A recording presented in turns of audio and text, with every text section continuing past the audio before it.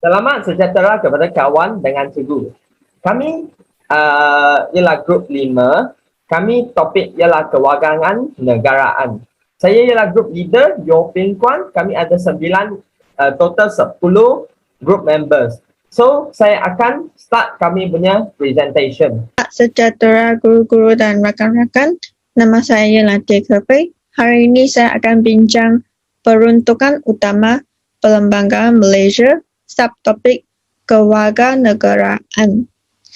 Konsep kewarganegaraan telah wujud sejak kebangkitan di Brasil dan Amerika Syarikat pada abad ke-18. Malapan ialah membina negara bangsa. Definisi kerakyatan ialah ketuntukan kepada wilayah, bandar, negeri atau negara dan kesanggupan menerima semua tugas dan tanggungjawab.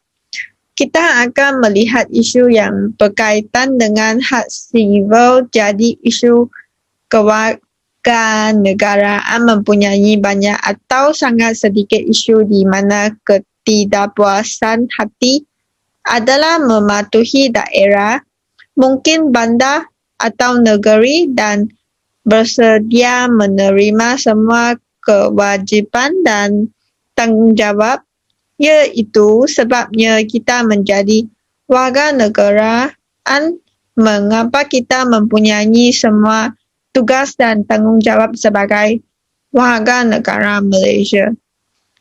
Sekian, terima kasih. Cafe. Nama saya ialah Sarifah Wan. Sekarang saya akan berbincangkan peruntukan utama Perlembagaan Malaysia, peranan fungsi kewarganegaraan, mempertahankan negaranya daripada ancaman musuh, memajukan negaranya, melindungi hak-haknya sebagai rakyat, menjadikan negaranya sebagai tempat tinggal yang sah dan sebagainya. Seterusnya, kami akan tengok kewarganegaraan Malaysia dalam Perlembagaan Persekutuan Malaysia. Terdapat bahagian 3, perkara 15 dengan perkara 12.2. Senarai peruntukan pemerolehan kewarganegaraan dan ciri-ciri yang berkaitan dengan kehilangan kewarganegaraan. Sekian, terima kasih. Nama saya Si Hao. Saya akan bincangkan adalah kewarganegaraan secara kuasa undang-undang. Individu yang lahir pada atau selepas Hari Malaysia dan menjadi warga negara atas menentukan kerakyatan yang ditetapkan. Satu ialah lahir di Malaysia. Ibu atau ayahnya seorang warga negara atau mematauti tetap. Dua ialah lahir di luar Malaysia. Bapanya seorang warga negara atau berkhidmat dengan kerajaan dalam tempoh setahun kelahirnya ditafakkan di konsulan persekutuan. Next is Teng Seng.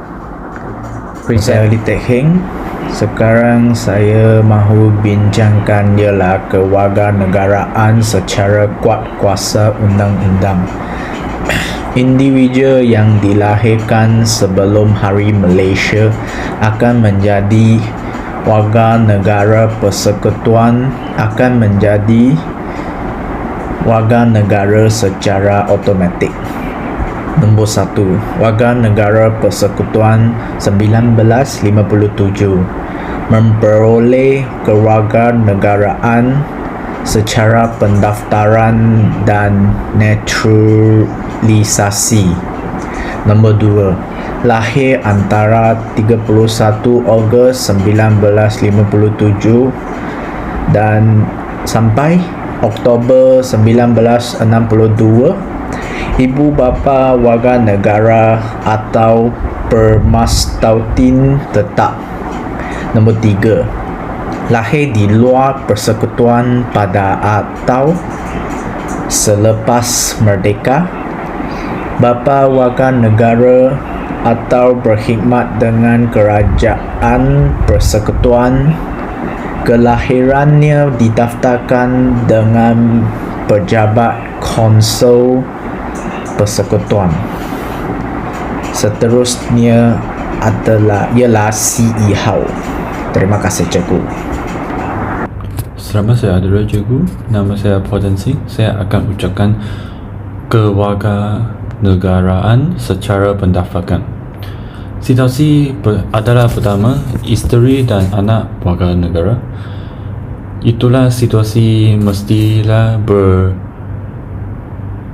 bermastautin selama 2 tahun sebelum permohonan dan berkelakuan baik, maka barulah boleh memohon secara pendaftaran. Situasi kedua ialah seseorang yang berumur kurang daripada 21 tahun. Situasi ketiga adalah seseorang yang berumur 18 tahun atau lebih dan lahir di persekutuan sebelum Hari Merdeka, tetapi mestilah bermastautin di persekutuan selama 5 tahun hingga 7 tahun sebelum permohonan dan berniat menjadi bermastautin tetap persekutuan dan berkelakuan baik.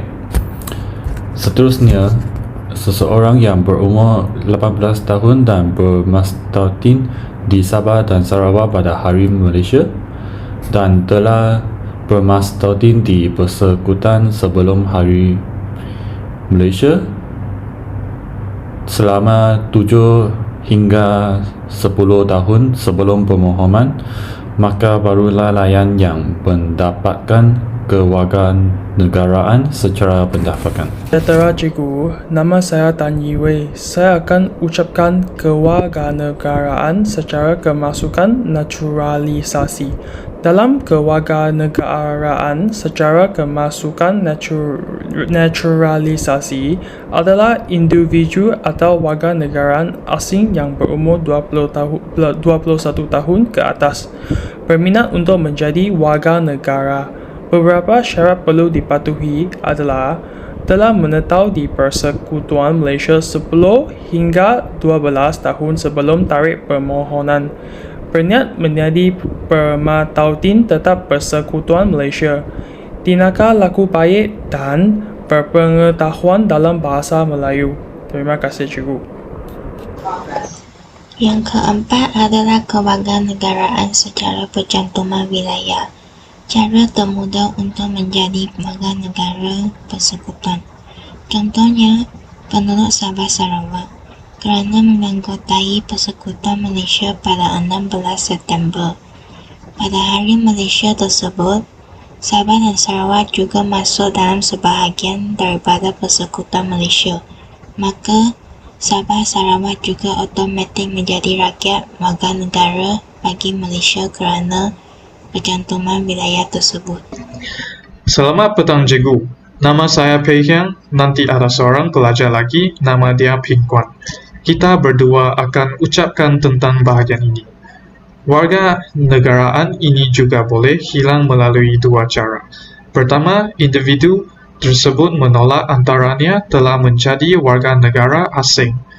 Dia telah terbukti tidak setia melalui percakapan dan perbuatan, atau menderhaka kepada kerajaan semasa peperangan dengan berniaga atau berhubung serta menjalankan urusan dengan musuh negara. D.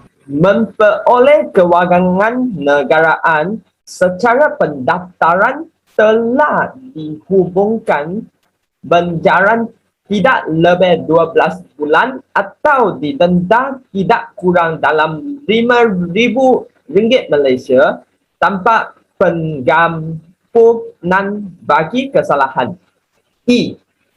Bermastautin di negara asing melebihi 5 tahun secara berterusan tanpa daftar diri di penjabat konsul persekutuan. Ini ialah kami punya presentation. Next. Prosedur peluncutan kewarganegaraan diberitahu secara bertulis dengan alasan kepada individu yang dikenakan perintah peluncutan. Yang kedua, individu tersebut boleh melunjukkan khasnya kepada semua jawatan kuasa siasatan. Yang ketiga, kerajaan melalui laporan daripada jawatan kuasa siasatan menentukan sama ada seseorang itu akan diluncurkan kewarganegaraannya ataupun tidak.